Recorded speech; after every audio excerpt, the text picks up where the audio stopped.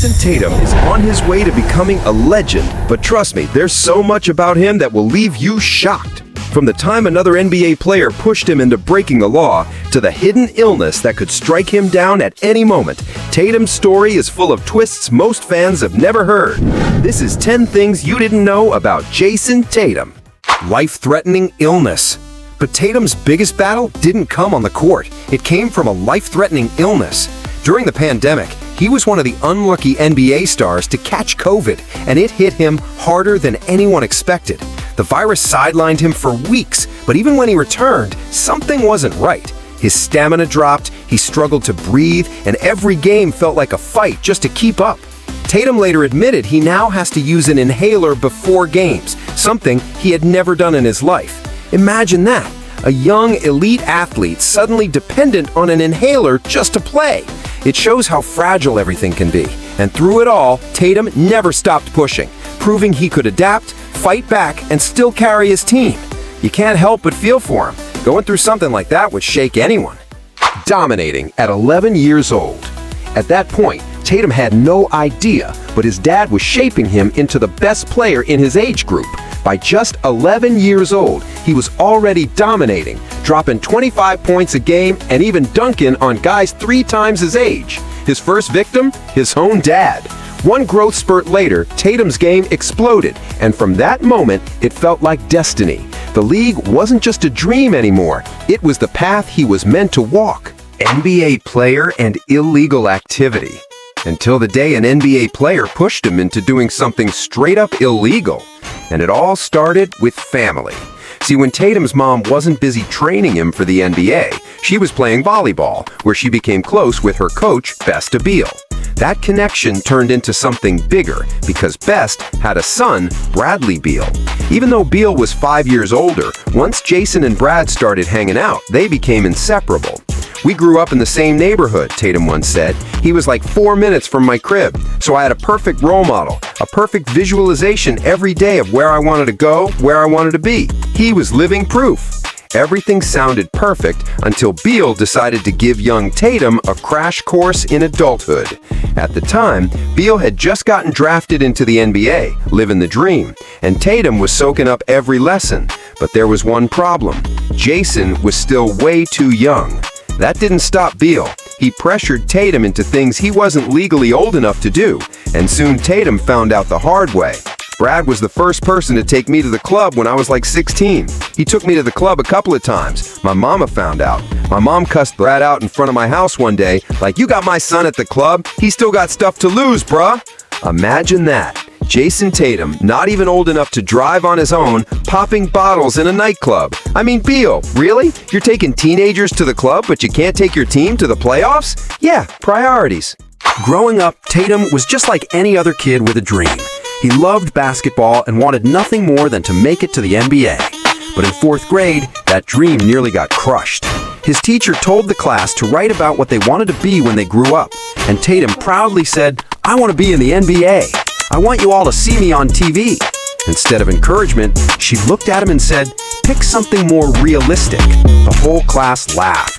Tatum felt small, embarrassed, even cried when he told his mom later that day. He still remembers that moment because it made him realize not everyone wants to see you win. Parents trained him for NBA. Thankfully, Tatum's parents didn't waste any time preparing him for greatness, and that's exactly why he ended up embarrassing a grown man while still in middle school. By 5th grade, his parents told him straight up that one day he'd be one of the best players in the NBA. His mom gave him space, but his dad? He was ruthless. Tatum remembers practicing 4 or 5 times a week, and his dad treated him like he was already in high school. If he messed up, there was no mercy. He admits he cried on the way home almost every day and nearly quit basketball because of how tough it was. But those tears built the foundation for the player he is today. For real though, Tatum's mom decided to let it slide, since Bradley Beal was already an NBA player and could guide her son toward the league. But when the night finally came for Tatum's dreams to become reality, it quickly turned into his worst nightmare. He showed up on draft night nervous but excited, waiting for the moment he had worked his entire life for. And there was even more on the line. He had a chance to be picked by his dream team. The tension in the room was insane. With the first pick, the 76ers called Markelle Fultz. With the second, the Lakers went with Lonzo Ball. Tatum sat there holding his breath, hoping the Lakers would say his name next. But then came the announcement that crushed him. With the third pick in the 2017 NBA Draft, the Boston Celtics select Jayson Tatum from Duke University. On the outside, he smiled and hugged his mom, but deep down, he felt torn. This was supposed to be the best moment of his life, but it didn't feel like it. His idol was Kobe Bryant, and like he said himself, I didn't like the Celtics at all growing up. I always thought I was going to play for the Lakers. Honestly, I didn't even know where Boston was at. I knew it was on the East Coast, but I'd never been there. Imagine that! Your childhood dream shattered in the same moment it finally comes true. Pre-game ritual with Grandma. Like Tatum's secret ritual. Ever since he first picked up a basketball, Tatum studied the legends. LeBron's chalk toss, Steph Curry's tunnel shots, Dwayne Wade's rim pull-ups. He realized the greatest all had something that set the tone before games. But as a middle schooler, he didn't have many options. That's when he and his grandma came up with an idea that stuck for life. From the very first time, they never stopped.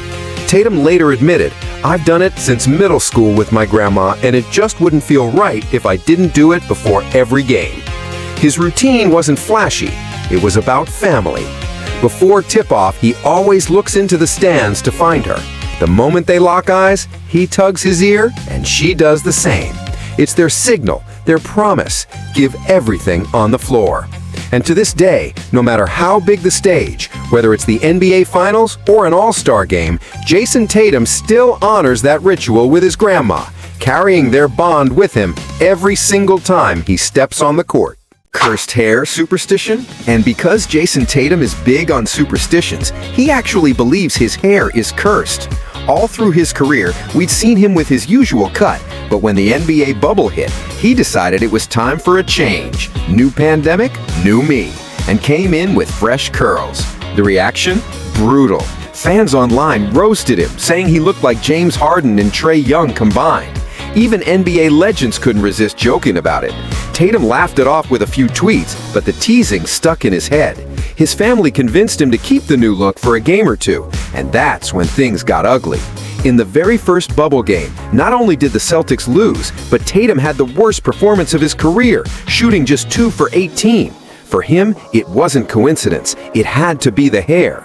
He was so desperate that his own trainer, Nick, who usually only worked on his game, had to pick up clippers and cut it all off right there at practice. And the crazy part? The very next game after shaving it down, Tatum went off for 34 points. He even joked, "When I get a cut, I think I'm top 5.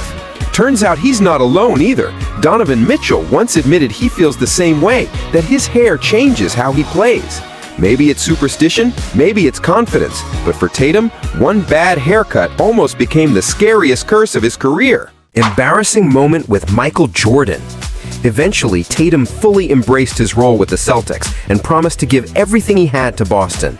He was quickly rising into superstardom, but even stars have moments that make them feel human. And for Tatum, it turned into the most embarrassing night of his life. Early in his career, he signed his first deal with Nike, but within just 2 years, his success was so big that it caught the attention of legends. One day, his agent told him that Michael Jordan himself wanted to negotiate a shoe deal. Tatum couldn't believe it. The GOAT knew who he was? That was unreal. So of course he said yes. Soon he was on a private trip to Monte Carlo and Paris, meeting the Jordan brand family, experiencing luxury, and even sitting across the table from MJ himself. Sounds like a dream, right? But dreams can get awkward fast. Tatum was still just a young player, nervous and starstruck. At a fancy dinner that night, his nerves got the best of him. He walked in, saw Michael and his wife sitting together, and as he reached out to shake hands, his palms were sweaty. "What's up, Mike?" he said, and then disaster struck. He accidentally knocked over MJ's wine glass, shattering it right there at the table. Imagine that, embarrassing yourself in front of your idol, the greatest player of all time? Brutal. But that's nothing compared to the time Jayson Tatum's own son embarrassed the entire Celtics squad. Meet Jayson Tatum Jr., better known as Deuce. With that innocent little face, you'd think he's the sweetest kid in the world, but don't let him fool you. Deuce has become a fan favorite, always popping up at games, post-game interviews, and even stealing the spotlight from his dad. But behind the scenes, this kid is a menace. According to Marcus Smart, whenever Deuce shows up, it turns into chaos. Quote, "Deuce is always trying to attack me anytime I come around him," Marcus admitted. And everyone in the locker room knows it's true. They love him, sure, but they also know better than to cross paths when Deuce is on the hunt. Damn, Marcus, you really out here getting bullied by a little kid?